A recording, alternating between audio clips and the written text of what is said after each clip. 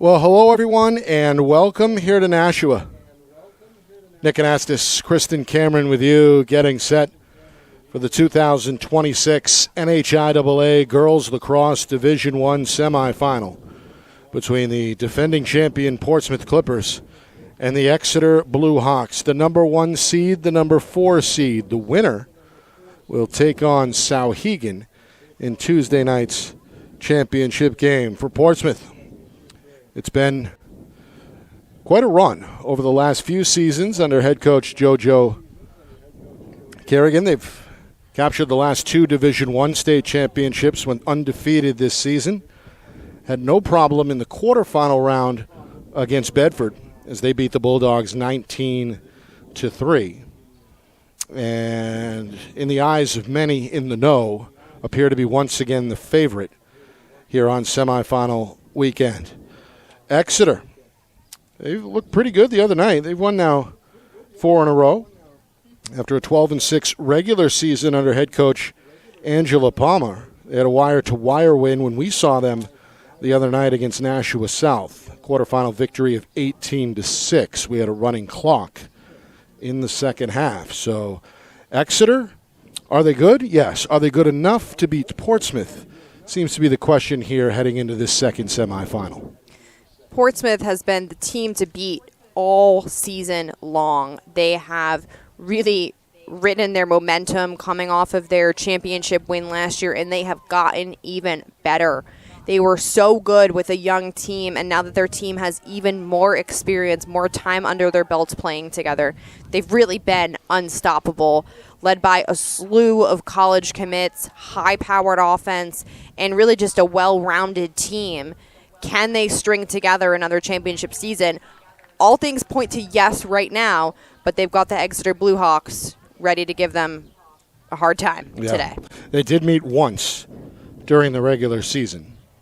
That was back on May the 6th, so exactly a month ago today, and that was a lopsided victory by Portsmouth in Exeter by a final score of 18-5. But as we know, Kristen, a month is a long time in the world of sports, and certainly Exeter has gotten better over the last 4 or 5 weeks and should put forth a better effort as a result this afternoon. Exeter has got some really great players as well, led by senior Grace McElroy junior Grace McElroy and senior Phoebe Christensen on defense. They are a team that is going to give you a hard time. They play tough and they play well together, but will it be enough to overcome the team chemistry that the Clippers have? All right, give us some players to watch. You mentioned college commits both ways. Who are some of the stars for each team? Yeah, so I think it'll only take us about 30 seconds into this game to notice Emery and Reagan Lawton for the Portsmouth Clippers. They are the standout twin duo headed to the University of Pennsylvania. Last year, they were 2 of the most highly touted recruits in all of the country. They had Division I coaches lined up ready to try and get them on campus. So the Lawton twins certainly ones to watch. Georgia Bouvier headed to Quinnipiac. Maddie Houghton headed to Oregon. So Maddie Houghton on defense really holds it down for them.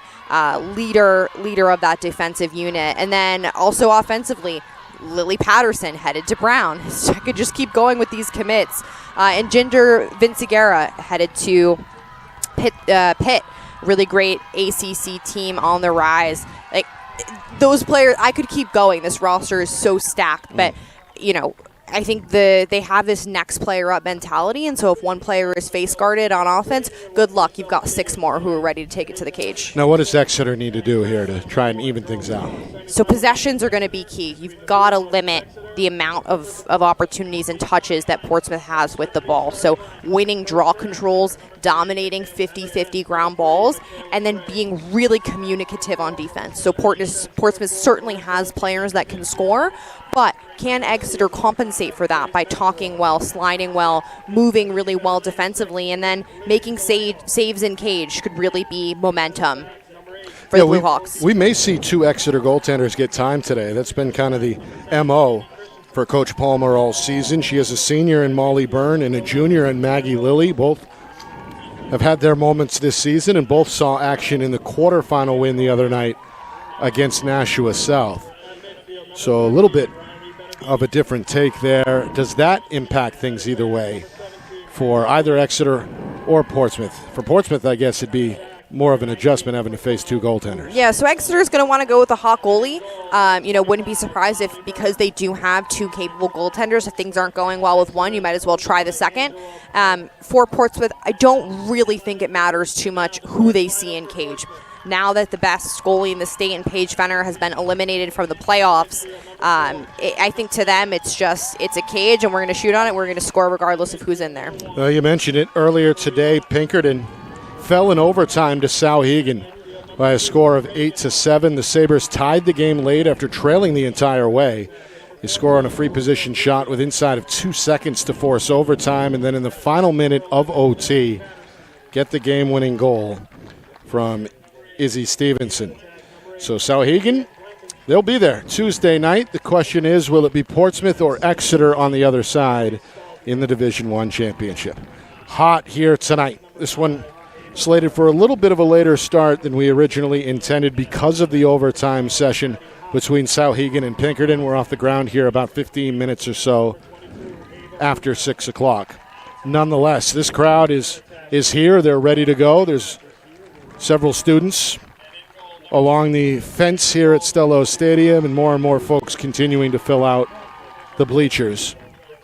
As the sun begins to set, it's hot right now. The sun is out. It's been hidden by cloud cover most of the afternoon. We saw rain very early in the day, but should be dry, should be sunny the rest of the way. Let's stand aside now for the national anthem.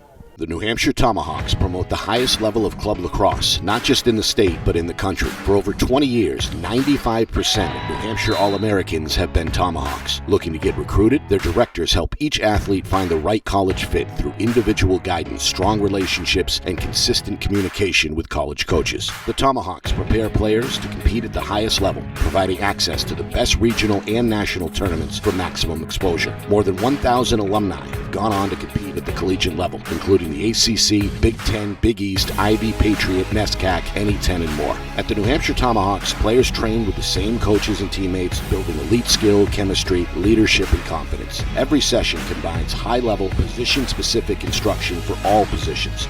The New Hampshire Tomahawks offer year-round training camps and leagues for ages 3 to 18 and spring, summer, and fall elite teams. So play with the best. The New Hampshire Tomahawks, showcase and development for college lacrosse. Our broadcast today, as it always is brought to you by Beals Insurance Agency, with locations now in both Bedford and Londonderry. Whether you need home, auto, or business insurance, Beals Insurance will get you both the price and quality coverage that's right for you. Just call 603-471-9999 or visit BealsInsurance.com to request a free quote and start saving money today. Again, that's BealsInsurance.com. How can you reach your team's fundraising goals at no risk and no cost? MG Sports offers a variety of products to make your team's fundraiser a success. Their products include tickets and discount cards to hundreds of local businesses. MG Sports now has a digital platform where athletes can raise funds in the comfort and safety of their own home. So become another lacrosse program like Bedford, Goffstown, or Memorial that sets fundraising records every season. MG Sports, fundraising made easy. Visit mgsportsfundraising.com to start raising money for your team today.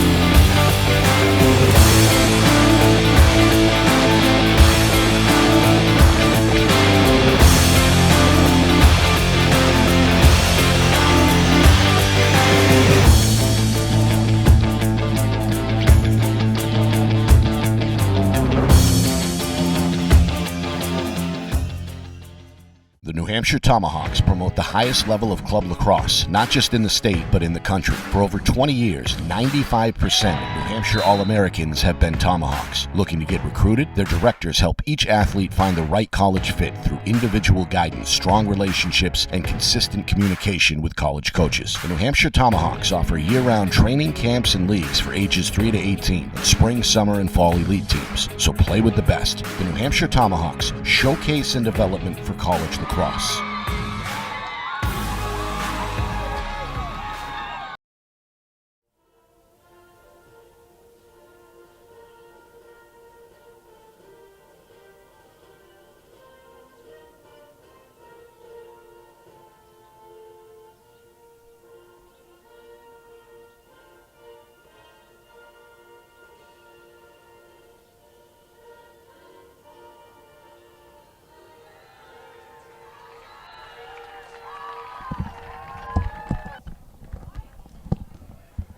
Well, there it is, the national anthem here at Stello Stadium, setting the stage for the second semifinal of the afternoon here in the Gate City. Nick Anastas, Kristen Cameron with you. Top seed Portsmouth, 15-0 during the regular season, winners of 16 straight overall. Coming in to the game, about 80 degrees as we get set. And again, Exeter looking to avenge what was a lopsided loss a month ago against the Clippers in Exeter. Of course, the bigger picture for the top seed, stay undefeated, get yourself back in the championship game where the ultimate goal is only one win away, and that's to win a third straight Division I championship. Yeah, and, it's no surprise that behind a high-powered junior class like the Clippers have, that they are looking to return to the state championship and win it nonetheless for a third year in a row. A really, really talented team that clearly loves playing together, has a lot of fun out there. Saw some during the pregame antics, just teams, lots of hugs, circles, getting excited to go out there and play with your team, because no matter who wins today, there's only one more game guaranteed. Shadows growing long here on the turf field at Stello Stadium as the sun begins to dip below the tree line. We are underway. Portsmouth in white, Exeter in navy blue. And after a lengthy ground ball battle, the officials weigh in, and they're going to give this to the Blue Hawks. Exeter 12-6 during the regular season. A pair of back-to-back wins closed out the regular season. And a blowout on their home field back on Thursday night in the quarterfinal round over Nashua South has them winners of 3 straight coming in. Here's a triple team. Ball is out. The Portsmouth defense is going to force their first turnover as one of their players hit the ground hard, Georgia Bouvier, the junior. Georgia Bouvier, the attacker, riding hard here, proving early that all players play defense. I'd imagine that's a point of emphasis under Coach Kerrigan, right? It definitely is. It's something that you must work on and instill in your team, that if there is a turnover, there's an opportunity to get the ball back, everyone gives it 100% on both ends of the field. Clippers have 3 players behind the net. Now they're going to fan out and work the wing here, trying to get on the board first with just over a minute gone by in this opening quarter. Blue Hawks coming out in a man-to-man defense. They're giving Portsmouth some room to dodge. No face guards at this early stage in the game. Shot, score. Making it look easy there on the far side is Reagan Lawton. One of 2 Lawtons for Portsmouth, both headed to the University of Pennsylvania. It's 1-0 Clippers. Yeah, Reagan Lawton, she doesn't need too many steps on you to get a shot off from decently far out. Looks like right at about the 8-meter, gets her arms away from her body, shoots back where she came from, and just fires it top left corner past the goaltenders, stick side high. Molly Byrne, we're see starting in cage for the Blue Hawks. That's the kind of thing that we're going to see Reagan Lawton do all game long. And, I mentioned she might be a player that you want to face guard, but, looking at who's on attack there, you can't face guard all 7 of them. Plus, easier said than done against the speedy junior. So Lawton makes it 1-0. First face-off draw went to Exeter. The second after a whistle is going to go to Portsmouth. Ginger Vinciguerra, go-to draw taker for the Clippers so far, headed to Pitt. She's a versatile player, really athletic. I think that's something that we see consistent across this entire Clippers defenses. Not only do these players have excellent stick skills, but athleticism and several true two-way midfielders. It's a group made up of 7 seniors. In fact, both teams have 7 players set to graduate in 26. This one a bouncer, I believe, through the 5-hole. Comes on the free position shot for Bouvier, and Portsmouth, just like that, has a 2-0 lead. Not only was that a great take off the free position, but I liked even more the play that Bouvier had to draw that shooting space. Really, really crafty, and she looks super smooth, getting underneath her defender And again, a great finish there for the Quinnipiac commit. 2 goals, 41 seconds apart. The first from Reagan Lawton, the second from Georgia Bouvier. Not the start Exeter was hoping for with just over 2 minutes gone by.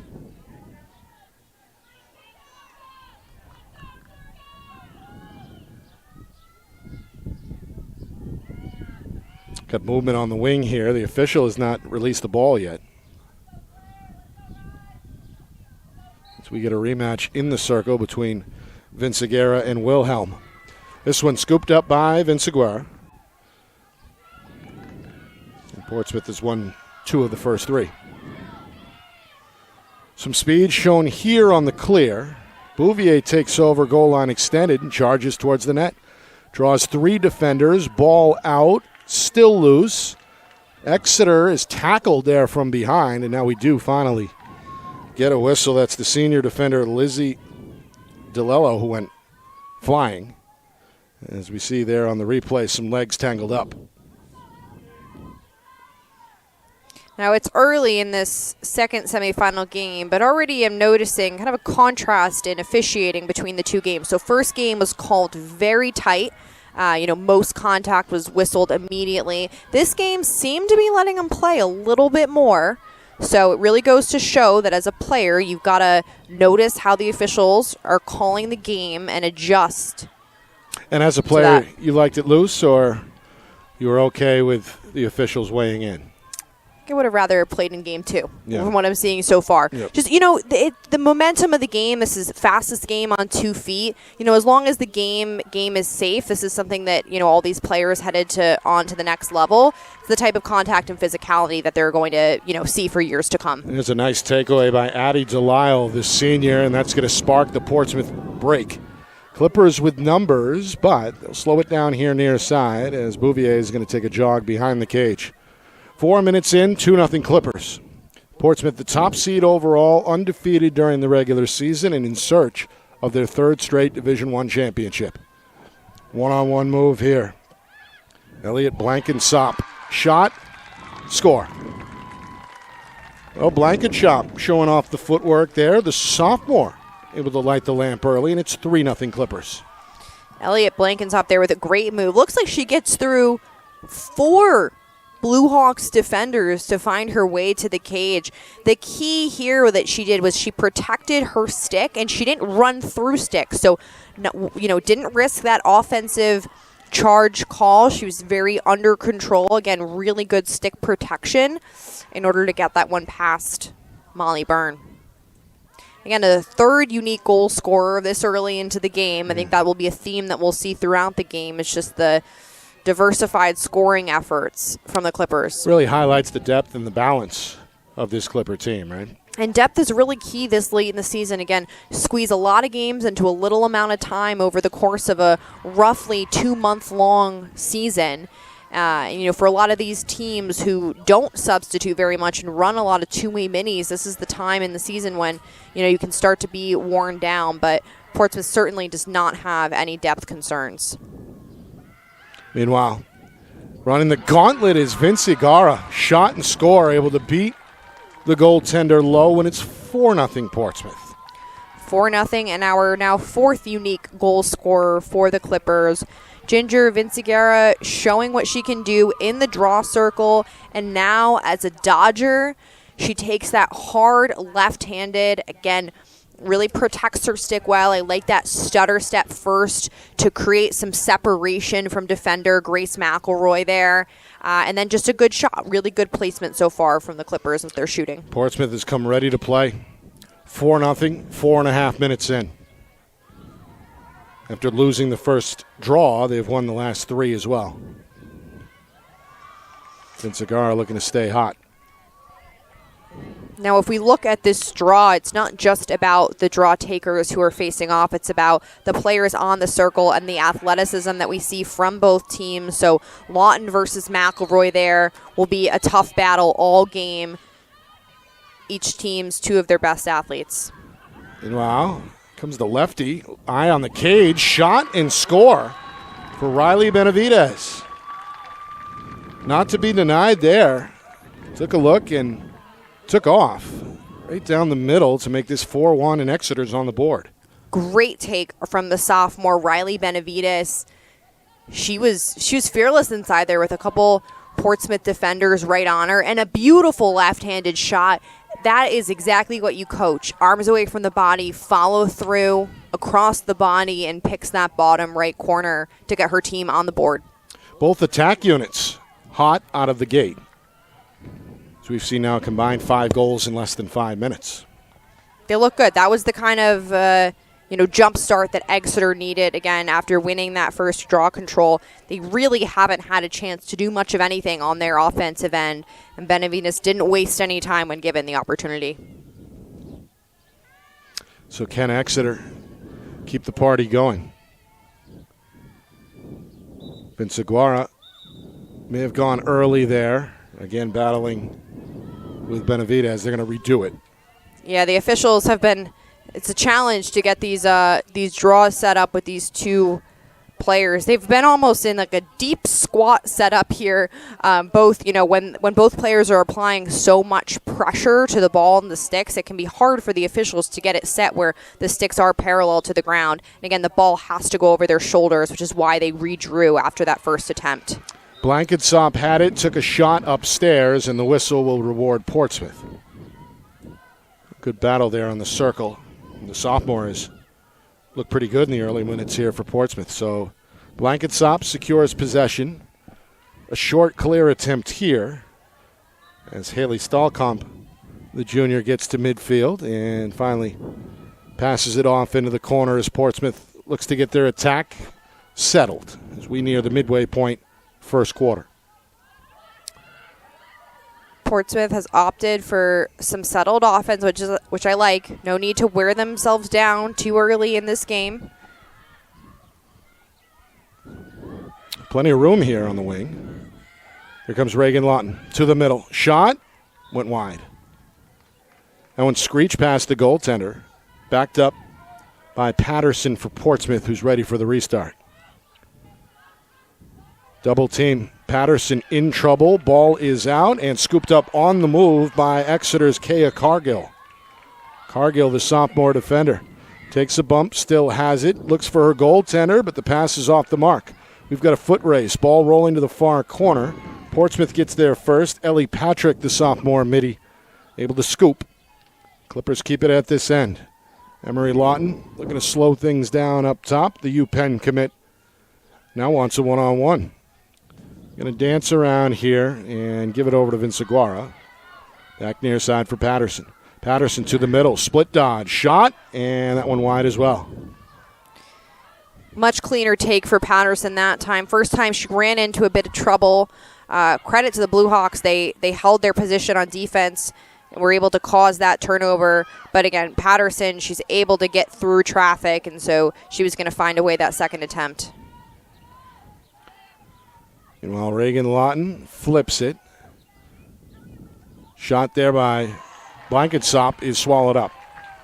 Good read there in net by the Exeter senior Molly Byrne, who comes up with her first stop. And a great clear out. Got a whistle here on the near sideline. And a timeout is called by Exeter. So Coach Palmer wanting to ensure that her team keeps the ball here. They trail by 3 as we are just about midway through. A little past the midway point now. Inside of 5 minutes to go in this first quarter. Exeter found themselves in an early hole as Portsmouth came out swinging, if you're just joining us. Early goals from Reagan Lawton, Georgia Bouvier, Elliot Blankensop, and Ginger Vinciguara put the defending champs out in front 4-0, just 4.5 minutes in. Exeter got a stabilizing goal from sophomore Riley Benavides, and it's been back and forth since. So Clippers got the fast start, but it seems like Kristen Exeter has settled down a bit. They did, yeah. They won some draw controls. They had an offensive opportunity, 2 of them, in fact, that looked good. They got one of the shots to fall, and then a really good defensive set. They had to play 2 sets back to back after a caused turnover and then a quick turnover. So I like this timeout call by Coach Palmer gives her team a chance to set up the clear, regain their composure. Again, that was a long stretch of defense with those 2 turnovers that they just caused. And now they can really talk about how they want to clear this and what they want to do offensively. Reminder, Tuesday night, we've got a championship. We've got 2 championships coming your way, live from Bill Ball Stadium in Exeter. The first is the Division II championship. The second, the D1 final. And, of course, we know Sauhegan will be there. They able to come back from down by as many as 5 in the second half to beat Pinkerton in overtime on this field earlier tonight by a final score of 8-7. So I'm sure some of the Sauhegan players are still here, scouting out. And a tough loss for Pinkerton as well. Another good season, 15 wins in the regular season, but a tough one to swallow for sure for the Astros on the wrong end of that 8-7 overtime final. All right, Exeter, very early here in the game, inside of 5 minutes first quarter, but it already feels like, Kristen, it's a big juncture in the ball game here. It could go either way. Exeter hoping to build on what could be a second straight goal and make this a 2-goal game again. Yeah, after Portsmouth's 4-goal run from 4 unique goal scorers, that was really critical for Exeter to get on the board and stop the run. And this here, to close the gap this early in the game, is key because Portsmouth is the type of the team with this kind of momentum and this stacked roster, they can run away with the game. All right, the clear is complete. McElroy being chased here on the near wing. Shadows continuing to grow on the field as the sun moves below the tree line here. Bottom of the 6 o'clock hour in the gate city of Nashua. McElroy picked up by a different defender at Stahlkamp.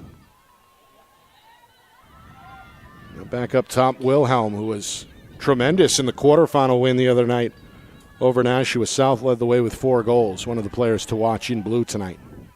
So Portsmouth opting for the backer zone with Maddie Houghton as the backer. And the backer is often one of your more athletic players and one of your better defenders because they are that second layer defense who's responsible for stopping ball should that first player get beat. And their zone leads to a turnover. Yep. Stahlkamp able to outlast 2 Exeter defenders on her way to midfield. And once again, the Clipper attack looks to get things settled here. 3.5 to play first quarter. Portsmouth threatening to rebuild a 4-goal lead. Here, Coach Palmer instructing the defense at the bottom of the Exeter bench as Portsmouth cycles it around the perimeter. Portsmouth getting their touches in, again, using some clock, getting everyone involved. Here's Reagan Lawton, who scored the game's first goal. Near side, Patterson picked up off the switch. Good communication by Exeter. Yeah, absolutely. It's noticeable from up here, too. I can hear them and I can see it. That is something that comes with practice and with team defensive chemistry to be able to switch like that, especially when you've got multiple threats. Portsmouth going to hit the reset button. Vince Aguara backs up, wants a one-on-one here. Instead, flings it over near side. Reagan Lawton Jr. headed to UPenn. Tried to go high-low there. It goes wide left and out of play. Patterson on the backup, ready for the restart for Portsmouth. To Exeter's credit, they are forcing Portsmouth to take shots from far range. Their defense is not easily penetrated right now for those close-in shots. And Seguara drops it off, and then Blankensop drops it in. Pretty chemistry on display there. The sophomore with 2 goals early. Blankensop has got Portsmouth out in front 5-1. Yeah, Elliot Blankensop is looking strong early on in this game. She was handling some physicality from the Exeter Bluehawks defense early on, and now with 2 goals, she looks really good for the sophomore. Definitely an improved player who is looking ready to take on summer lacrosse in front of college coaches. Yeah, I'd say. We saw a combined 5 goals in the first 5 minutes. Then we had a 5-minute spell until that Blankensop goal makes it 5-1 Portsmouth. 2:12 to go in this opening quarter. And again, speaks to the versatility of Vinciguerra, who is taking draws. She's critical in their transition offense and defense, and now she has a goal and an assist. Headed to Pitt to play ACC lacrosse. Meanwhile, McElroy got some speed there off the ground ball. The draw goes to Exeter. Trying to find Benavidez, who lost her footing and the ball. It's loose in front of the cage. Still anybody's guess, and now Exeter does stumble their way to it. Claire Wilhelm. Nice job maintaining the balance there. Absorbs the check, gets a quick restart up top. Trying to find room to her right. Being ridden now behind the cage. Slide comes over. Pass taken out in front. Big collision, and a whistle here is going to go against Portsmouth. Free position shot on the way for Exeter's Addie Gwynn, the freshman. Going to line up here from 8 meters out. Addie Gwynn taking some pretty heavy contact from Maddie Houghton and pops right back up. Love to see that from the freshman. So it's Gwynn against Portsmouth goaltender Sage Boussier. Saved by Boussier. Able to drop her left knee to the turf and snag that one to her left. Pretty save by the senior. Keeps it 5-1. Final minute, first quarter. Long pass sends Patterson scrambling. She's got backup, though, as Boussier gets to it to keep it inbounds in front of the Exeter bench. Love that quick outlet pass from Sage Boussier after the save. That's the type of outlet where your goalie can contribute and be a core part of transition offense. Meanwhile, Portsmouth looking to settle in here. Perhaps thinking final shot as we approach 30 seconds to play in the first quarter. Lawton, backdoor, Patterson in traffic, going to dunk that one. Right over the top of a defender, beats the goaltender to make it 6-1 Portsmouth. With 30-plus seconds on the clock, Nick, I think Portsmouth heard you and they said, let me show you a couple goals. They want two here. Yeah, Patterson gets them going with 27 seconds left. She catches the ball with her right hand, and she feels the pressure on her back, and so she turns away and around her defender, and just like you said, an easy dunk past Byrne. First goal for Patterson, and the 5th different Clipper to score here in this first quarter. As they look to build on their lead perhaps one more time before the end of the first quarter. We'll see. Been relatively even in the draw circle, 4-3 Portsmouth unofficially. This one. Whistle, Portsmouth.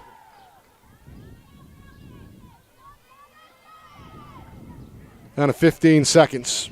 Boussier from behind the cage, cut off along the far pole, reverses direction. We get a whistle from the trail official.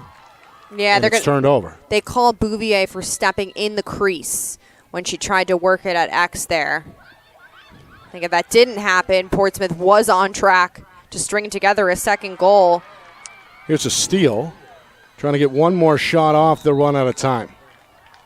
Good start nonetheless for the defending champs, the top seed and undefeated Portsmouth, with a 6-1 lead after 12 minutes over Seacoast rival Exeter. Blue Hawks look to respond when we come back.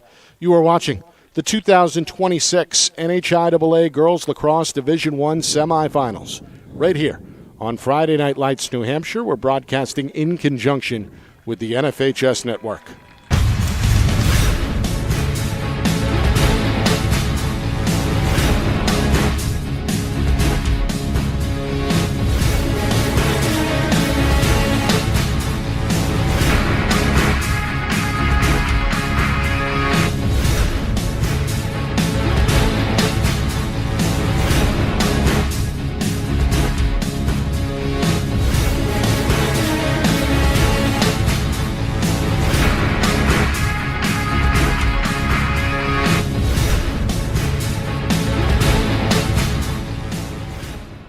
New Hampshire Tomahawks promote the highest level of club lacrosse, not just in the state, but in the country. For over 20 years, 95% of New Hampshire Hampshire All-Americans have been Tomahawks. Looking to get recruited? Their directors help each athlete find the right college fit through individual guidance, strong relationships, and consistent communication with college coaches. The New Hampshire Tomahawks offer year-round training camps and leagues for ages 3 to 18, and spring, summer, and fall elite teams. So play with the best. The New Hampshire Tomahawks, showcase and development for college lacrosse.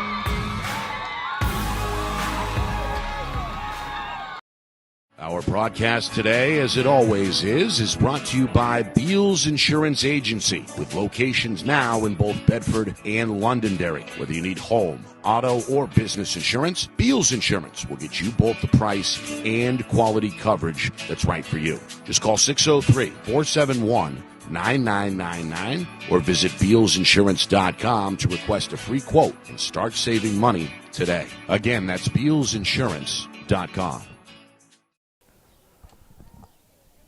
A fast start for the defending champions. Portsmouth has a 6-1 lead on the board over Exeter in this Division I semifinal. Nick Anastas, Kristen Cameron with you, live from Stello Stadium in Nashua. Portsmouth looking for their 17th straight win. Had 5 different goal scorers, Kristen, in that first quarter, and looked about as smooth as it gets. Portsmouth is a really well-rounded team, and they are putting that on display early on with saves from Boussier, transition, offense, Vince Aguera, who has been strong in the draw control circle, and then just a slew of attackers who can not just, fire a shot from distance, but also finesse inside, really skilled feeders as well. Looks like that Portsmouth ride and that defensive unit caused some problems as well for Exeter in that first quarter. They did, yeah. Exeter had some, success with the free position and drawing fouls, but even just getting to that point has proved to be a challenge. Despite them having success at the draw control circle, they haven't quite been able to figure out how to settle in the offensive end and beat that backer defense led by Maddie Houghton. How do you beat it? Got to move the ball. Yeah. Because in a zone defense, there is a player that's open. So if you're keeping 2 defenders, on the ball, then someone's open. And so if you are just trying to, move the ball slowly or run around with your feet, the zone's going to work really well on you. So you've got to zip that ball around, which is hard to do, especially, given the circumstances and the defense that you're playing against some of the best athletes in the state. Of course, the winner goes on to Tuesday's Division I championship game. Congratulations to Sauhegan. They await the winner of this one. Sabres make their second straight trip to the championship round. After doing it from behind on this field earlier today, they come back from as many as 5 down in the second half to beat Pinkerton in overtime by a score of 8-7. Clippers won 5 of the 8 draws in that first quarter. They won the first of the second as well, and they're threatening to add another here on attack in this first possession of the second quarter. Vince Aguera given room here on the near wing. One of 5 different players to light the lamp in that first quarter, and here's a 6th. It's Emery Lawton coming downhill. A blazer goes top shelf to make it 7-1 Portsmouth. Wow, there comes the other Lawton. It wasn't long before Emery was going to get involved in the goal-scoring party. Again, she just has this ability to get her arms away from her body and to fire that one. Gets such power behind that shot that is near impossible for a goaltender without some backup from your defense. She really had a one-on-one there with Byrne, and she places it beautifully at that off-stick side hip where a goalie even trying to get to it is essentially handcuffed. And you said it. There was a big recruitment war, basically, for both Emery and Reagan Lawton. UPenn won that sweepstakes. So congratulations, really, to both the university and the Twins. Seems like a good match. Meanwhile, we have a whistle. We'll have a rematch in the draw circle here. 7-1 Clippers. Opening minute, second quarter. Rarely have these draw controls for either team been cleanly won in the middle by the draw takers themselves. So much of this has involved wing play, which really requires athleticism and quite a bit of physicality on both sides. Speaking of physicality, McElroy went head first into the turf there. Showing some toughness, though. The junior bounces right back up. Blue Hawks trying to make the most of a possession. Won't happen here. It's turned over again out in front of the cage, and a quick couple of outlet passes have Portsmouth on the move. Here's Ellie Patrick, the sophomore midi, looking behind her for options, and will settle with a short pass behind the cage instead as Portsmouth attack is back on the move here, leading 7-1. Vinciguara against McElroy. Not going to happen up top. Going to flip it over instead to Reagan Lawton. Comes off the pick, draws a slide. Short pass for Blankensop. Back to the cage, spins. And now two players behind the net for the Clippers. Back door. Tough catch and shot. Kick save there is made by Byrne. And then we have a whistle. Yeah, Patterson is going to head to the sidelines for 2 minutes. She made contact there after her shot, which was kick saved, looks like, by Byrne. She makes contact with the Exeter Blue Hawks, Avery Kerrigan. Yeah, came over from behind, went over the top, and got a piece, it looked like, of the freshman's headgear. So Patterson in the box, first penalty either way. Less than 2 minutes into the second quarter. So Exeter, if they can successfully clear this, will have just under 2 minutes to try out their player upsets that they've been practicing all season long. The first step here is maintaining possession. This one is turned over. Good hustle by Josie Drunzik, the sophomore for Exeter, but could not catch up with that pass. It rolls out of bounds, and now got a double team here on the near sideline. Make it a triple team. We get a whistle. It's Portsmouth's Ava Barrows, the senior, with 3 Exeter Blue Hawks in hot pursuit. Barrows draws the call just in front of the Exeter bench, and now we'll use her goaltender here to try and break this thing. That pass knocked down. Coming in, though, from a crowd to rescue the play is Haley Stallkamp. And crossing midfield is Ellie Patrick. So Portsmouth, now that they've been able to get this ball back, they are a player down still. So they can choose to kill this penalty, or, wouldn't surprise me, if they actually try and break through this double team, this excess defender, and see if they can work something. 30 seconds remaining on the Portsmouth penalty. Clippers seemingly in no hurry here. Just over 3 minutes in, second quarter. Vinciguara thought about it, going to circle around instead and bring the penalty clock down to about 10 seconds here. Good discipline there by Vinciguara. It can be so tempting to take that one to cage when it looks like you have a lane, but knowing that there is a defender without a player waiting to crash in on you, that was a good idea. We're back to even strength. Shot and save. Byrne able to cover up on that far post. That's her third save here of the first half. And Exeter has it now, looking to clear it right to left. On the move is Marissa Latini, one of 7 seniors for Exeter. Couple of passes later, Blue Hawks looking to push. Spin move from Raquel Battle. Battle is repelled to the far wing, and now Exeter looks to operate from behind the cage. This is Drunzik, picked up off the switch. The Exeter possessions been kind of few and far between here. As we've talked about, this Portsmouth pressure has made things difficult. Here's Christensen. Lost it. Pass, though, ends up behind target. Trying to hook up on the same side with Claire Wilhelm, and this one is turned over. So that Clipper defense once again forcing a turnover. So that was best case scenario for the Clippers. They're able to kill the yellow card. No goals allowed when they were a player down. They get another defensive stop, and now they have Vinciguara with some transition offense, finding Lawton in the middle. Lawton thought about it. Instead, we get a whistle.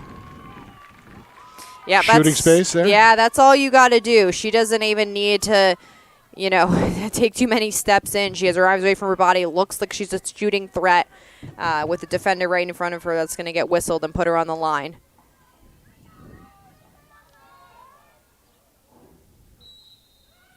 One step, shot, and score. Reagan Lawton scored the first goal for Portsmouth, scores the latest goal for Portsmouth. It's 8-1 Clippers. That's almost a guarantee if you get Reagan Lawton on the 8-meter. She can shoot from such range and has such power. Look at the way she winds up. She's got her arms so far away from her body, and in her follow-through, it pulls her body forward because she has so much momentum and power behind that shot. It's almost as if she's swinging a bat to a degree. Swinging a score for Reagan Lawton. Now, on the whistle that led to the free position shot, if you're the defender caught between the player with the ball and the net, what do you do?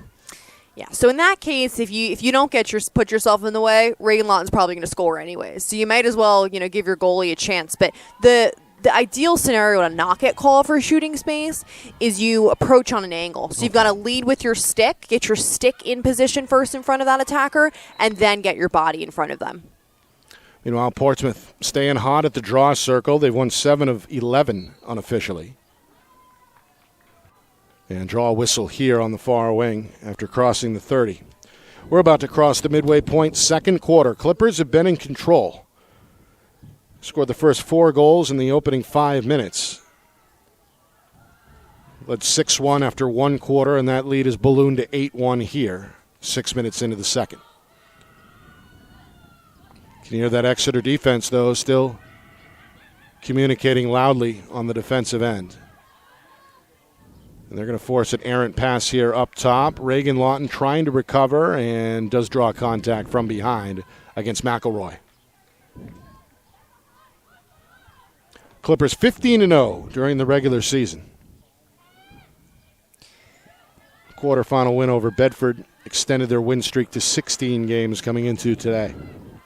Seeing a lot of Clippers dodging, really kind of looking for the one-woman show, trying to do it themselves, and they're getting held up by the Blue Hawks defense. Some more ball movement, some screening, more off-ball movement could really benefit those Dodgers in clearing space. So the Blue Hawks defense has looked good. Looking for space now. Got a player here on the near side wing, that's Patrick. Comes off the screen, looking to attack against the switch, flips it over to Blankensop, who has scored twice here in this first half, and now back up top for Reagan Lawton. We hit the 5-minute mark, second quarter.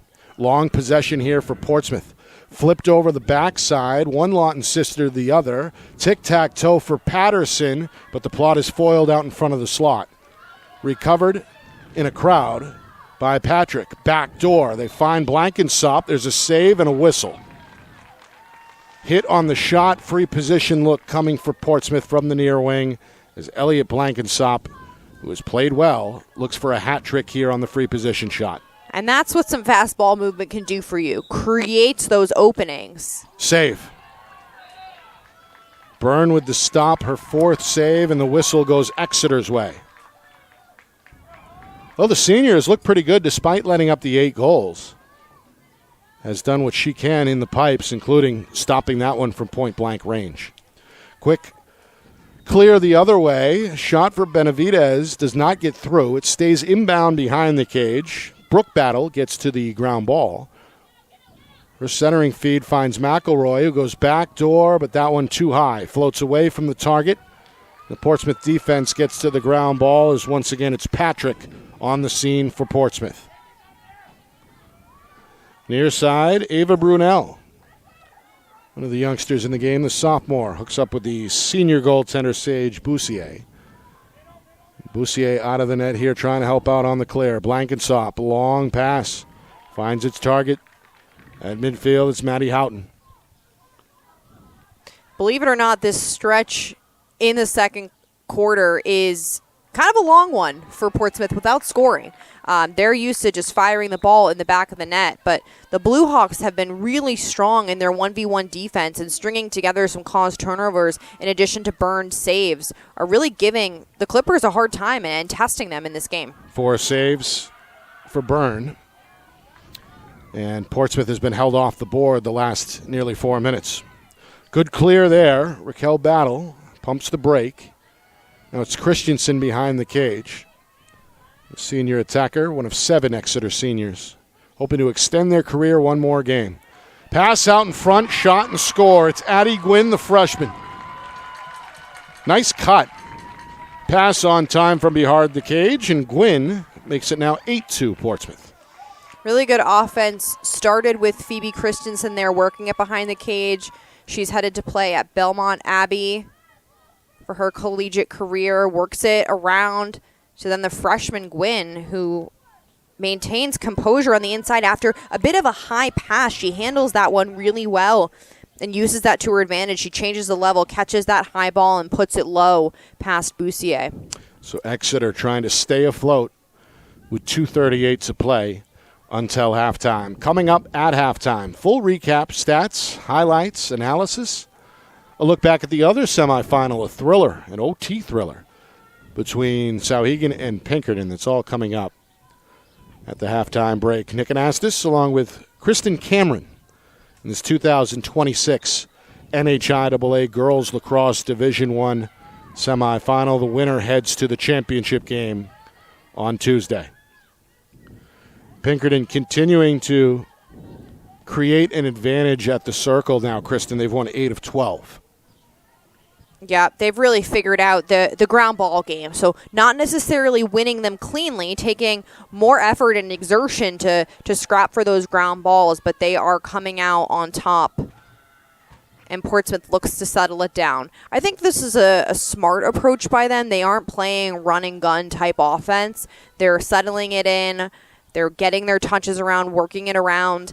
You know, this is not the time to sell out and exert all your energy knowing that you potentially have a big game in just 3 days. May have one on the clock as well, as we're inside of 2 minutes here. Final 100 seconds. We've seen it before. They can put up goals in bunches. Going to attack here. Reagan Lawton draws a slide, goes back door. Pass was pulled in low near the cage. No option, though, for Patrick. They'll try it again. Emery Lawton looking for space. Back door, nice pass. Shot, though, went high from Bouvier. Lawton really threaded the needle there, and Georgia Bouvier was able to handle it, but shot just a bit off base, though. Still a look that I really like, because despite being swarmed, Lawton still kept her head up and had that vision to find her open teammate. The defender, McElroy, poked it away, and Exeter gets a whistle in their favor. Yeah, called a hold there on Ginger Vinciguerra. Vinciguerra nearly stole it right back. Instead, the ball ends up out of bounds back to Exeter. Final minute here, second quarter. What has been so far a Portsmouth-controlled first half. Long pass, though, is going to free up Claire Wilhelm. Wilhelm, shot, went wide. May have sailed on her a bit as well. Boussier, the goaltender, out of the cage, but it'll stay with Exeter. Blue Hawks looking for a little bit of a lift before halftime. Chance to add a second straight goal. Wilhelm, far side. Exeter's moving the ball. They're moving the ball really well, so much so that it draws some contact. It looks like I don't know if Haley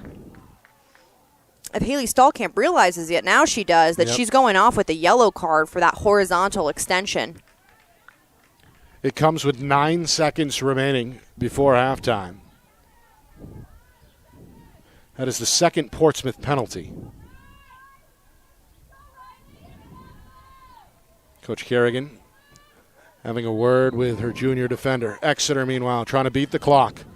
They come near side. McElroy looking for shooting space. Nothing there. Triple team. Ball comes out, and Portsmouth gets a big stop to end the first half. 8-2 Clippers, the top seed, looking like it through 24 minutes of action. Coming up, full recap, stats, highlights, analysis, and a look back at the other semifinal between Pinkerton and Souhegan. The Clippers looking good. The defending champs with a 6-goal lead at halftime. More in a moment. You are watching the 2026 NHIAA Girls Lacrosse Division I semifinals right here on Friday Night Lights, New Hampshire. We're broadcasting in conjunction with the NFHS Network.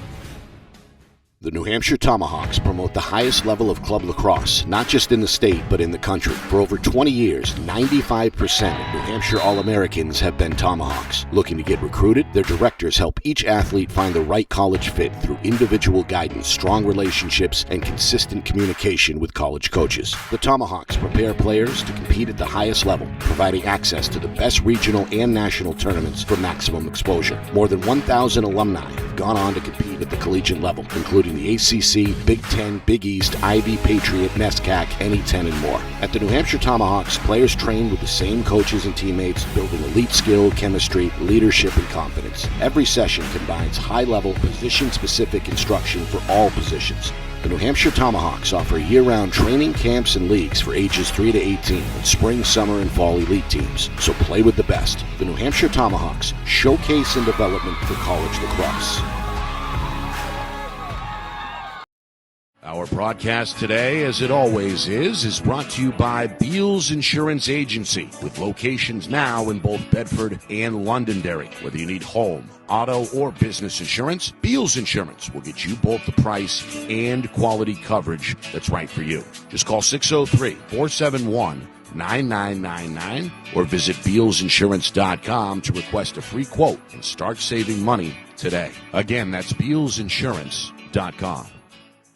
How can you reach your team's fundraising goals at no risk and no cost? MG Sports offers a variety of products to make your team's fundraiser a success. Their products include tickets and discount cards to hundreds of local businesses. MG Sports now has a digital platform where athletes can raise funds in the comfort and safety of their own home.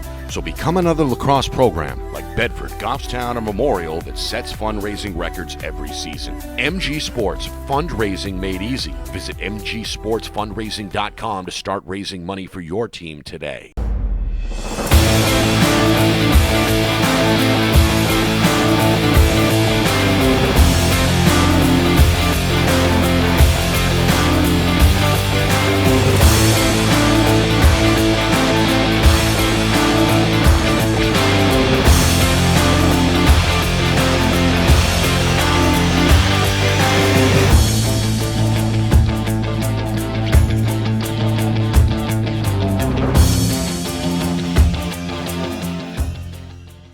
The New Hampshire Tomahawks promote the highest level of club lacrosse, not just in the state, but in the country. For over 20 years, 95% of New Hampshire All-Americans have been Tomahawks. Looking to get recruited? Their directors help each athlete find the right college fit through individual guidance, strong relationships, and consistent communication with college coaches. The New Hampshire Tomahawks offer year-round training camps and leagues for ages 3 to 18 and spring, summer, and fall elite teams. So play with the best. The New Hampshire Tomahawks, showcase and development for college lacrosse.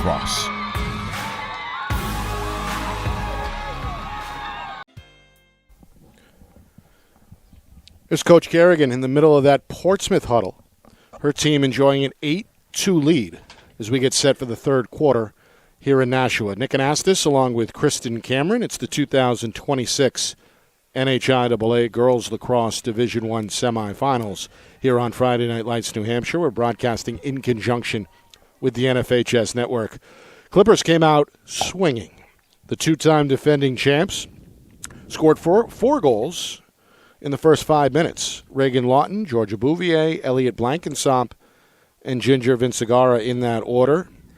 Sophomore Riley Benavidez got Exeter on the board shortly after that, made it 4-1. Blankensomp had the quick answer. Her second goal made it 5-1, and then Lily Patterson for Portsmouth, the senior headed to Brown University, scored just before the end of that first quarter. So it was 6-1 Portsmouth after just one quarter. That lead stretches to 8-1 with goals from Emery Lawton and a second from Reagan Lawton. 8-1 midway through the second quarter. Addie Gwynn gives Exeter a boost. The freshman makes it 8-2. So that is where we are, Kristen. The lights are on here at Stello Stadium, becoming more and more necessary as we make our way towards or past now the 7 o'clock hour locally. But it's do or die time now for Exeter. Anything different that you can foresee in the Blue Hawk game plan? Yeah, despite the score being lopsided right now, I thought that Exeter has looked good. They've had some bright spots in the draw control, in the middle of the field. Their challenge really, though, has been is that Portsmouth's backer zone, trying to string together enough connection in moving the ball there to get past the Clippers defense. But again, some good things so far from the Blue Hawks, just not enough to overcome the high-powered offense from the Clippers. Got a violation here on the draw. This one goes Portsmouth's way. They've had the advantage there, unofficially now 9-4. And we'll look to settle in here on attack, moving right to left in this third quarter. Clippers 15-0 during the regular season. Of course, they were state champs in Division I in both 24 and 25, looking for a three-peat here in 26. Earlier today on this field, we had a thriller, an OT affair between Pinkerton and Souhegan. The Astros led the Sabres, 4-0 at halftime, 5-0 in the first minute of the third quarter. That's when Souhegan began to piece together a comeback. They score 4 straight. We go back and forth, and in the final seconds of regulation, Souhegan gets a free position shot goal from Avery Curran. We go to overtime, and in OT, the final minute, a goal comes from Izzy Stevenson of Souhegan. So the Sabres complete the comeback. They win their 15th straight. So if it is indeed a rematch of last year's Division I championship between Portsmouth and Souhegan, we should be expecting a treat come Tuesday night in the championship game. So in the 90 seconds so far here, Portsmouth is just playing keep away because Haley Stallkamp is still sidelined with the yellow card that was issued at the end of the first half with just about 10 seconds to go. So Portsmouth is running down this penalty, waiting for Stallkamp to be released before they attack. Game of cat and mouse here. Final 5 seconds here. You can hear the countdown from the Portsmouth sideline. Coach Kerrigan set to send Stallkamp back in. You know, this is actually something really great for Portsmouth to practice here because they're going to see this again where they need to kill the clock, where they need to maintain possession. And just as the penalty's released, they make some magic happen. You see there, the first shot offering went off the crossbar. Reagan Lawton with a sidearm release and then playing the bounce. Look at the rebound. Overhead, same motion put home by Emery Lawton. That's her second goal, and it's now 9-2 Portsmouth. Won't quite count as an assist, but I wouldn't put it past those two to practice something crazy for hey, I'm going to shoot this one off the crossbar, and then you pick that one up. An alley-oop of sorts. Seen it in the backyard probably once or twice before. Great reaction. Two sisters headed to UPenn, as we talked about, and well, still another year here at the high school level, which is scary to think of if you're a potential opponent. You know, Portsmouth hasn't even been a Division I team for all that long, and they wasted no time making themselves a D1 powerhouse. That's right. They ruled Division II for a while, made the jump up, and in year number 1 went to the championship, lost to Bedford. That was back in 23. And as I mentioned a moment ago, champions at the D1 level in both 24 and 25. Nick, that recall is insane. Clippers look to get right to it. A little give and go, broken up, and now a whistle on the ground ball. Again, Portsmouth, really, they haven't been in a rush all game. They're working the clock, they're working with each other, and waiting for that sure thing opportunity. This one goes wide. It's Blankensop. It's played well tonight. 2 goals in the first half, but the hat trick elusive on that shot. Now Exeter looks to work left to right here on the clear. Michaela Sprague, the freshman, gets across midfield. Short pass taken in by McElroy. Just over 3 minutes gone by third quarter. Portsmouth in the driver's seat, leading 9-2. McElroy will be quite familiar with this heat as she's heading south after graduation and playing at Palm Beach Atlantic University. Palm Beach Atlantic. Meanwhile, Boussier covers up and makes another save, her second of the game for Portsmouth. on the clear attempt here. We've got a triple team at midfield. Reagan Lawton lost the ball. We get a whistle. And this one is going to be turned over to Exeter. Nice job by the Blue Hawk Ride there, producing a turnover with 4 minutes gone by in this third quarter. Yeah, Lawton, she had the ball, and looks like there was some kind of scuffle in the in the turnover, trying to fight for it back. And instead, the Clippers will be a player down for another 2 minutes. So this is their third card. So they've been a man down a considerable amount of time, given that it's only early in the third quarter. Meanwhile, Stahlkamp trying to keep her balance along that sideline, nudged out of bounds by the Exeter defender, and the officials will keep it with Portsmouth. Meanwhile, the skies have darkened a bit here. Maybe a little bit of rain in the forecast. We'll see. We're going to hope to get the game completed by then, but calling for about a 50-50 chance of perhaps some light rain coming up at 8 o'clock local time. So even though Portsmouth has been a player down, they've been able to regain possession most of the time, and so we've actually just been watching a considerable amount of keep away. Right. This case, Patterson does see a lane and attempts to take it to cage and draws a free position shot off the shooting space, but for the most part, they've just been killing the clock during these yellow cards. The senior headed to Brown in the fall. A back check poked the ball loose, but a whistle will give it right back to the Clippers. Same scenario here. This one from 12 meters out for Patterson. Or no, we have a card here against McElroy of Exeter. Yeah, we do. So penalty on the board. 2 minutes against McElroy. Still 48 seconds remaining on the Portsmouth penalty against Reagan Lawton. Down the alley. Shot goes off the post. Ground ball goes to Exeter. Riley Benavides she's gonna leg it, and now both teams with a yellow card. This is a 6-on-6, so no team has an advantage right now. So they might as well. They're gonna play it out. Still even for the next 25 seconds as we get a whistle in front of the Portsmouth cage. Benavides, one of 2 goals for Exeter. The sophomore scored in that second quarter.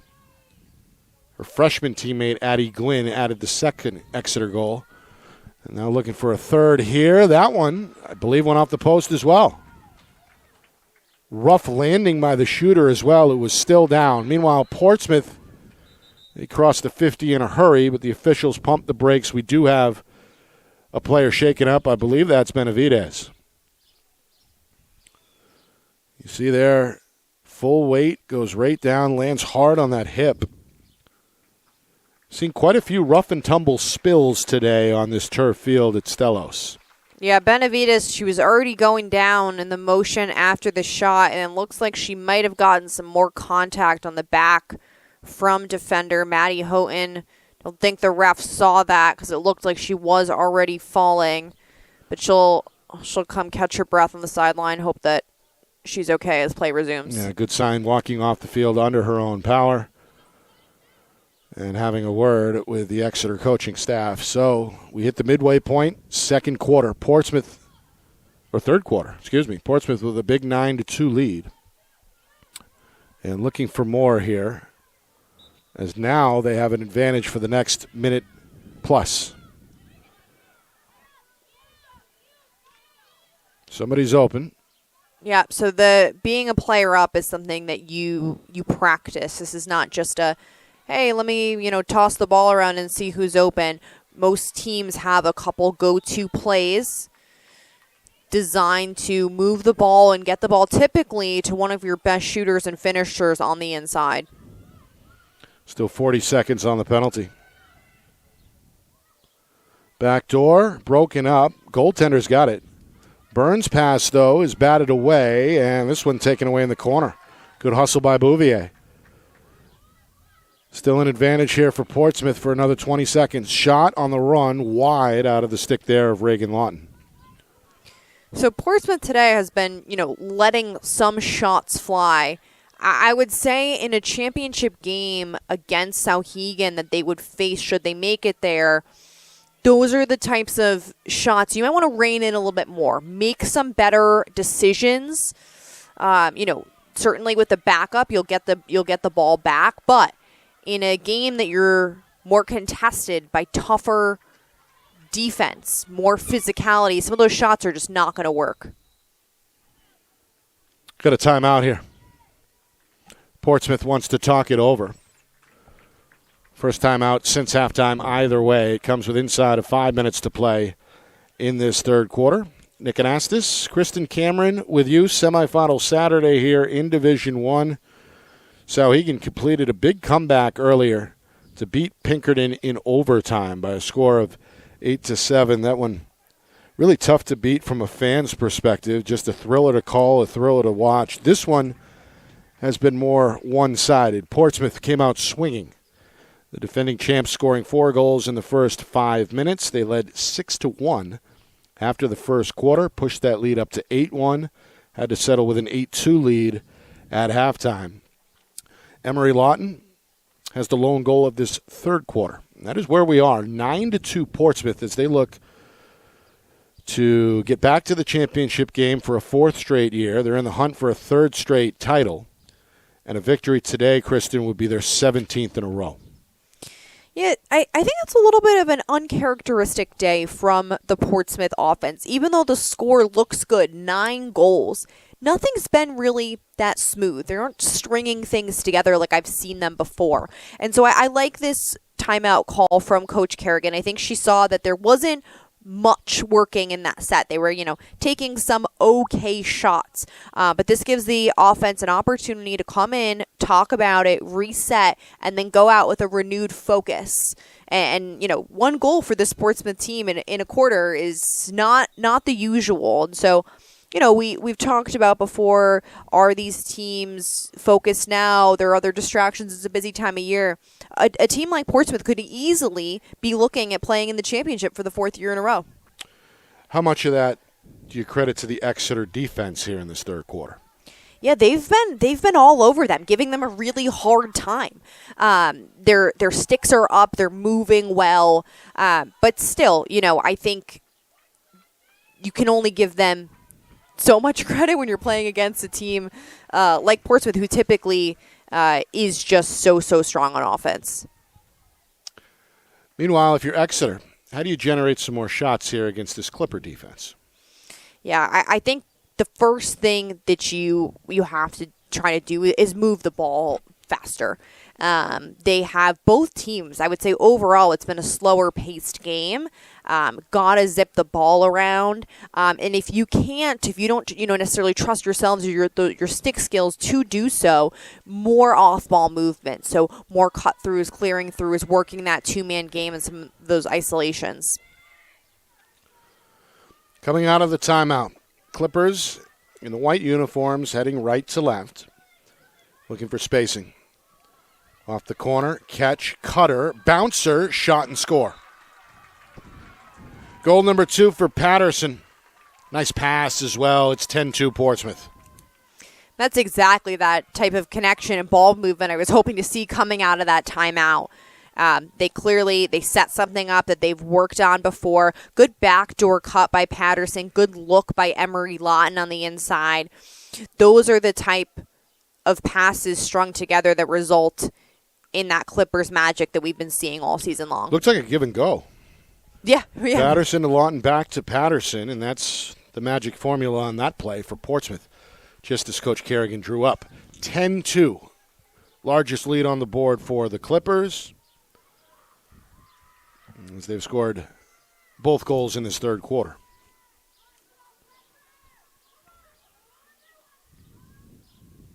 Exeter hoping for help at the draw circle. Not going to happen here. Emery Lawton, clean scoop on the wing. Portsmouth continuing to carve out an advantage at the circle. Winners now of 11 of 15. 4 minutes to go, third quarter. Bouvier finding safety up top, hooks up with Reagan Lawton. Yeah, good decision there by Bouvier. Early in the possession, she could have tried to force that one through on the inside, but instead pulls it out, gets to safety, and then they look for the better opportunity, which is the kind of discipline I was wanting to see from them that they're honing throughout this game. Nice pass there. Blankensop does the rest. And how about a hat trick now for the sophomore? Number 3, all smiles. Portsmouth finding good spacing on that play. And once again, a look at the shot there. Blankensop has now scored in all 3 quarters for Portsmouth. Yeah, they run almost the exact same play that they did on the left elbow, this time on the right side of the field, and they make magic happen on the other side. Again, seeing that chemistry between teammates. Elliot Blankensop is having a fantastic day, stringing together the hat trick. And she's led the way with 3 goals. And that's what can happen, too. On a high-powered offense like this, when you key in and focus so much on Emery Lawton, Reagan Lawton, Georgia Bouvier, Ginger Vinciguerra, you leave a player open like Elliot Blankensop. Well, we talked during the pregame, right? There was a number of those so-called role players that had an opportunity to step up. Blankensop seemingly grabbing the bull by the horns, so to speak. Hat trick for the sophomore makes it 11-2. That's the largest lead for Portsmouth. And it also puts Exeter on high alert, as if we see a 10-goal margin, that'll trigger a running clock. Exeter did it themselves against Nashua South back in the quarterfinal in what ended up being an 18-6 win. Clippers showing you what they can do on the clear here. Transition off the turnover. Blankensop didn't see anything she liked. Pulls it back out, and the Clippers will reset inside of 3 minutes now remaining third quarter. The Clippers can move the ball down the field faster than pretty much any team I've seen. So when they do cause a turnover in their defensive end, it's a mere seconds until they have a chance at a goal.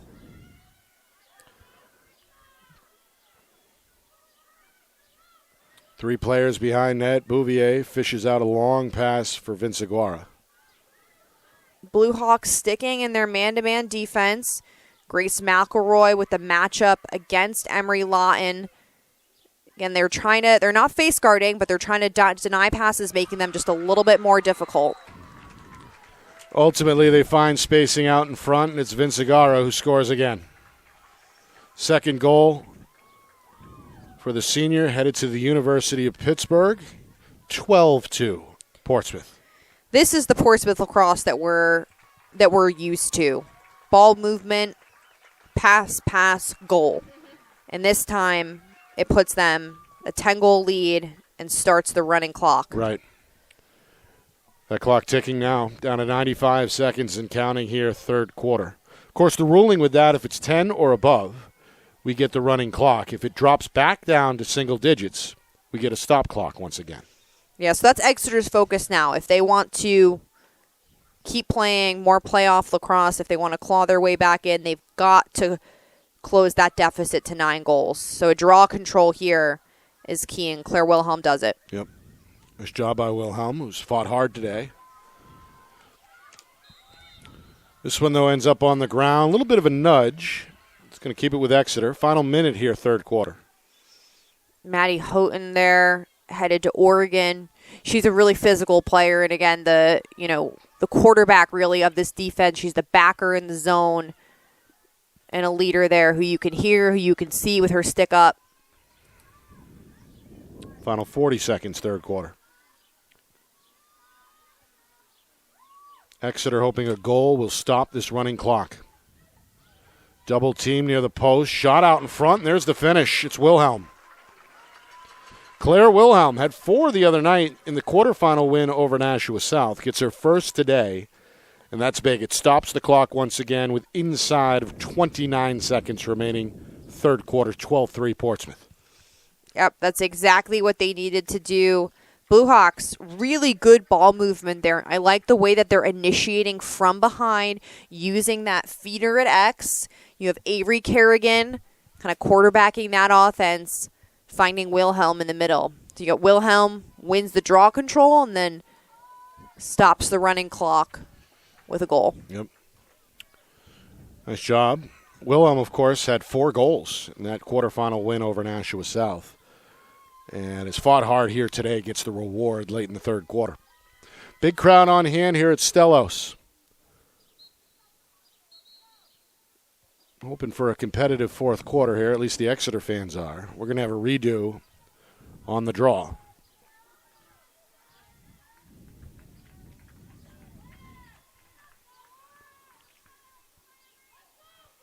We've seen a couple variations of the draw. So if the ref can't determine which player, caused or didn't cause the ball to go over the shoulders, they're just going to redraw. If they do think that one player didn't pull up and away as they're supposed to, they can award possession to the other team. But it seems like we're just having a tough time getting this up.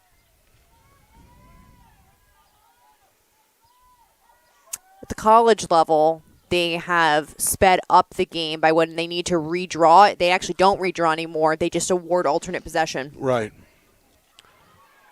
That may be something the high school level may look at down the line. Meanwhile, Wilhelm being harassed. Final 10 seconds here, third quarter. Exeter has it. Trying to get one more shot off. They go middle. Wilhelm, back door. Benavidez in a crowd is bumped on the catch. And we get a push here against Portsmouth with less than 2 seconds remaining. So a free position shot. 1.5 to go. This will be Avery Kerrigan, the freshman midi. Or no, it's Benavidez. Benavidez, shot, score. Able to beat Boussier low and beat the buzzer to make it 12-4. Second goal for the sophomore Riley Benavidez. We get one more look there. Great job on the charge. Beats Boussier to her right. Sneaks in an Exeter goal to make it 12-4. Good finish low from the lefty. That's the kind of goal that you need to get to keep your team bought into this. There's still 12 minutes left of Lacrosse, an 8-goal deficit. There's plenty of time to, it's tough to, I think, overcome an 8-goal deficit against a team like Portsmouth, but you give yourself 12 more minutes to play fun lacrosse with your team for the last time. They're going to leave it all on the field. We know that. Clippers, though, look to put this thing away when we come back. Fourth quarter on the other side. You are watching the 2026 NHIAA Girls Lacrosse Division I Semifinals here on Friday Night Lights, New Hampshire, broadcasted in conjunction with the NFHS Network.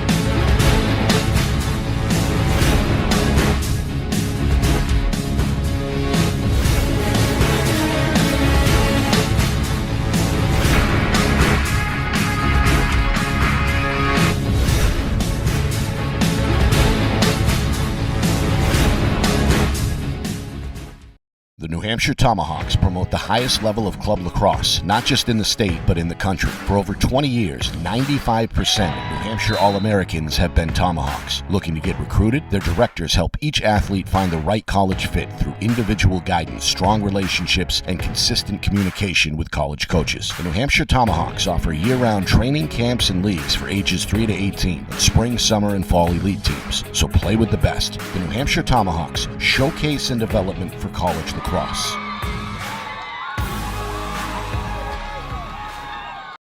Our broadcast today, as it always is brought to you by Beals Insurance Agency, with locations now in both Bedford and Londonderry. Whether you need home, auto, or business insurance, Beals Insurance will get you both the price and quality coverage that's right for you. Just call 603-471-9999 or visit BealsInsurance.com to request a free quote and start saving money today. Again, that's BealsInsurance.com.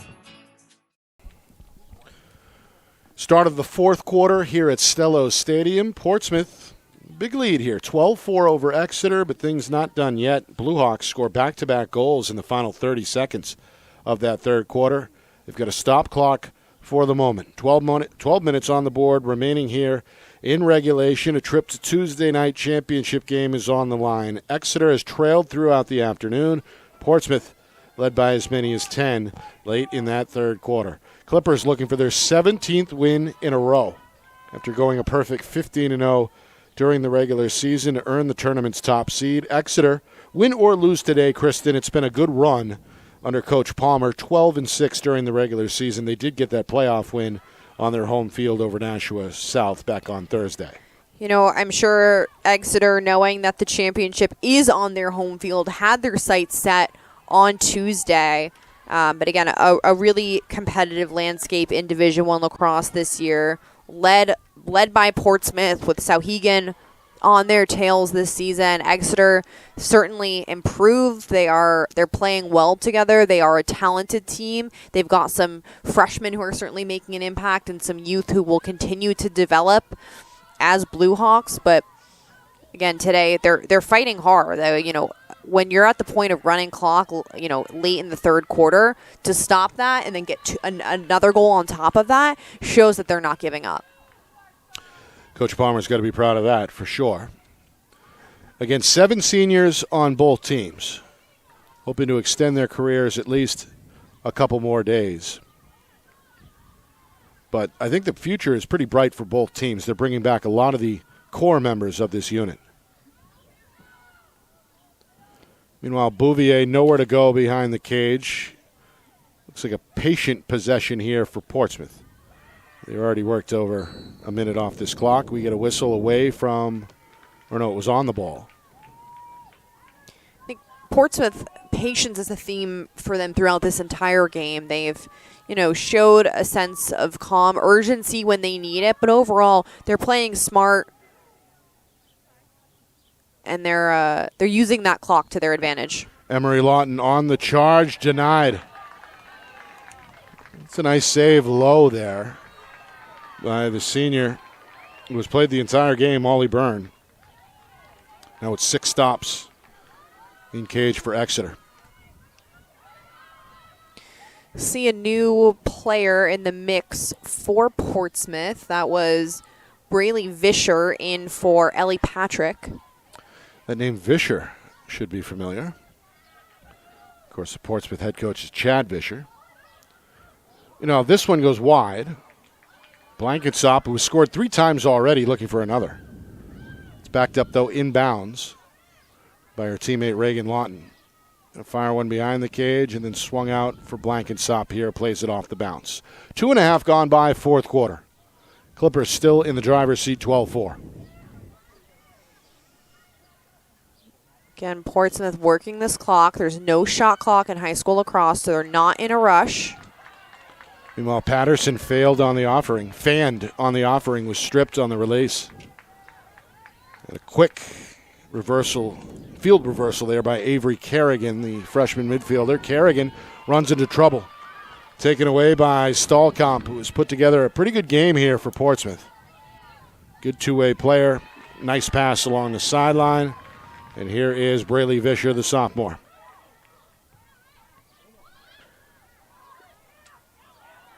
Pass there, somehow got through, and it's finished off on the backside. Bouvier, her second goal. Looks like the defense froze for just a split second there, and that's all that Bouvier needed. Yeah, it was a great transition look with Vischer getting in on the action. We see, I think Lawton could have been a distraction hitting the deck. You saw Patterson in the middle, and I couldn't quite tell what happened to that ball. But now that I'm seeing it, it looks like it actually went off the stick of Marissa Latini and Byrne. So it was deflected twice before Bouvier finally found it, picked it up, and put it in the back of the net. So 8:40 remaining on this fourth quarter game clock. And a 13-4 lead for Portsmouth. So once again, Exeter on high alert, given the scoring deficit. Another Portsmouth goal will trigger the running clock for the second time. Vinciguara gets it off the wing. Back poke there by Benavidez. One of the cleaner draw controls we've seen. I think most of them have ended up somewhere on the ground and scrapped for a ground ball. So good clean grab out of the air. Meanwhile, Emery Lawton hooks up with Blankensop, and Portsmouth will once again look to work from behind the cage as Vince Aguara is given plenty of room here. Nearly 4 minutes in fourth quarter. Portsmouth taking up space on offense. They're playing pretty wide, drawing out the Blue Hawks defense. Tough catch for Patterson, couldn't reel it in. It ends up with Byrne, the Exeter goaltender. Portsmouth has led throughout, scored the first four goals of the game, and never quite looked back. 6-1 after the first quarter, 8-2 at halftime. Led 12-2 late in that third quarter, but Exeter got two to bring it back to a single-digit difference. 12-4 our score going into this fourth quarter. Bouvier's goal a moment ago makes it 13-4. This pass knocked down. Stahlkamp, who's been a terror defensively for Portsmouth, is going to get a whistle in her favor here. Seems like there's more than one of her with all the presence that she's had on the defensive end. Meanwhile, Ellie Patrick showing some speed here, the sophomore. Gets that across midfield. Bouvier with some space, goal line extended, heaves it over to Vischer. So with a 9-goal lead, we see for the first time all game, Reagan Lawton takes a break on the sideline. Right. You know, it's not usual. It really only happens at the high school level that you see two-way midfielders. Once you get to the college level, most players are an attack or a defensive midfielder. So given the amount that these players, these two-way middies run during a game, it makes sense to start resting some of them. Seems like colleges have the deeper roster to work with, right? Not all the high school programs. They certainly do. And, just with the pace of that game and all the rule changes that they made to make it even faster, all the more reason to Meanwhile, change that Vischer up. goes coast to coast and scores it. Went right down the middle and went all the way to the cup, so to speak, to make it 14-4, and that will trigger that running clock. Coach Vischer, he's in the stands here, the boys' head coach, and he's proud there of the sophomore's effort. Great job there, just went all the way to the cage. Yeah, Vischer's goal gets the crowd on their feet. We heard some roars after that goal from the lefty. She charged right down the middle. Good placement from that shot. And something that's challenging to do coming off the bench. Yeah. You don't have necessarily warm legs, but she was ready for her opportunity, and she stepped up to the occasion. Clippers match their largest lead. And once again, we're ticking things down here towards the 5-minute mark. So as you mentioned, Nick, running clock is back on. There's no limit to the amount of times that it can start or stop. As long as there's a 10-goal or more deficit, that running clock is activated.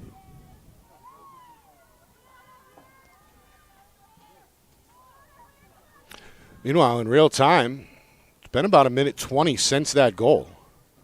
Just to give you an idea of how devastating that running clock can be if you're trailing. Emery Lawton gets to it on the wing. Another draw win for Portsmouth. They're looking for more. Bouvier on the run this time. That shot goes wide. Backed up by Vischer, who's, again, starts things off. Portsmouth looks to be getting the ball around. Exeter is pressed out pretty far defensively, so we see some teams opt to hang back on the 8-meter. Exeter is opting to they're not denying passes, they're just making them ever so slightly more difficult, so the Portsmouth really has to think about moving the ball. Shot there on the run, shut down. Another save for Byrne, who's hung tough here with 7 unofficially. Yeah, she's been hot in this second half, and I think the score, again, is not reflecting the number of shots that Portsmouth is firing at her. Right. Christensen getting hit at from multiple angles there, does draw a whistle. Christensen, one of 7 Exeter seniors, who I believe, don't quote me on this, I believe Exeter had their graduation earlier today. So she's going to end, I guess, her high school career both in the classroom and on the field on the same day. Busy day for these players and their families. Final 3 minutes here on what's been a wire-to-wire effort for Portsmouth. Good clear here. And a little bit of a check. One of the defenders lost her stick. We play on. Patterson tries a bouncer that's swiped aside by Byrne. 2.5 to play. So Exeter, they're most likely going to fall short here in this semifinal. Still a great season. 12 wins during the regular season campaign. They got the quarterfinal win back on Thursday. They get themselves to the Final Four, which is certainly, Kristen, an accomplishment in its own right. It is. Exeter is a team that has really high expectations for themselves. That program has seen success, and they want to be playing in that championship game each season. And so to make it to the semifinals is certainly an accomplishment for them, but I know that they have their set on even higher in future seasons. And for Portsmouth, it looks like they're going to wrap up their 17th straight. They're going to stay undefeated and are now just one win away from their ultimate goal, which is a three-peat, their third straight Division I championship. We're going to get a free position shot and a score here. As Portsmouth continues to extend the lead, it's now 15-4, and ironically, that was that the final score of the regular season meeting? Could have been. I said it earlier. No, it was 18-5. Okay. Lily Patterson cashes in there, and she's been all over the field this game. That's a hat trick. Yeah, so many of these players on this Portsmouth team play so many different roles. So Patterson has certainly made her presence known as a goal scorer, but also is critical in transition in the ride. I know where that 15-4 score was. That was a Souhegan win over Pinkerton in the regular season. It came back in late April. This was an 18-5 win for Portsmouth when they played Exeter late last month. Going to redo it here. Clock ticking down to 40 seconds. So we're going to see some serious win streaks on the line Tuesday, with Portsmouth about to close down their 17th straight win. And earlier tonight in overtime, Souhegan won their 15th straight. So something has to give on Tuesday night in the Division I championship. We've been saying throughout the season that New Hampshire lacrosse is a family affair, so we will see Coach McKinley Spordoni play against sister JoJo Kerrigan, the championship for back-to-back years. Right. Meanwhile, this one ends up with Raquel Battle. She goes down hard, and that will do it here in Nashua. The Portsmouth Clippers, the two-time defending champions, will have a chance for a three-peat when they go for the gold on Tuesday night. They will face Souhegan in the championship game. For Exeter, their season comes to an end after a 12-6 regular season record and a trip to the semifinals. Kristen, your final thoughts on not just this game, but what we saw all in all today. Another great championship or semifinal Saturday here in Nashua. It's a great day for New Hampshire lacrosse. We saw some really talented athletes lay it all on the line. Great coaching for all four teams that played today. I think teams that, when you compare how they started the season, every single team that played today looked significantly better, significantly more cohesive than they did. So really great to see their evolution throughout the season, and we're in for a great championship game between Souhegan and Portsmouth on Tuesday. I think we are. This one might be one of the better ones of the last few years, so make sure that you log in on Tuesday here on the NFHS Network. That'll be the second broadcast of the night. We'll have the D2 Girls Finals earlier in the evening. Want to thank the folks here at Stello Stadium. Of course, that includes all the athletic directors all season long that have worked with us.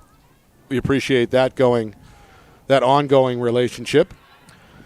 And our crew here at Friday Night Lights New Hampshire, name those in just a second. Want to thank Don Boyle and his staff over at the NFHS Network. For videographers Matt Beals and Kristen Beals, my partner, Kristen Cameron, the executive producer Steve Beals, my name is Nick Anastas, saying so long. Final score, final time, Portsmouth 15, Exeter 4. This has been a presentation of the 2026 NHIAA Girls Lacrosse Division I Semifinals, right here on Friday Night Lights, New Hampshire, broadcasted in conjunction with the NFHS Network.